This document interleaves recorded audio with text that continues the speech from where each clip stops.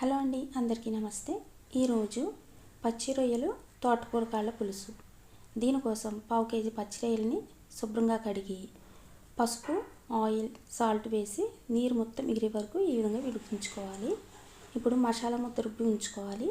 ఇప్పుడు గిన్నెలో సరిపడినంతగా ఆయిల్ వేసి కాగిన తర్వాత తాలింపు పచ్చిమిర్చి వేసి వేయించి 3 స్పూన్లు కారం కూడా వేసుకుని ఒకసారి వేయించి రుబ్బి ఉంచుకున్న ఉల్లి ముద్దను కూడా వేసుకుని పచ్చివాసన పోయే వరకు వేయించుకోవాలి. ఇప్పుడు కట్ చేసి ఉంచుకున్న తోటకూరగాయలను కూడా వేసుకుని మూత పెట్టి తోటకూరగాయలు సగం వరకు మగ్గే వరకు మూత పెట్టి మగ్గించుకోవాలి.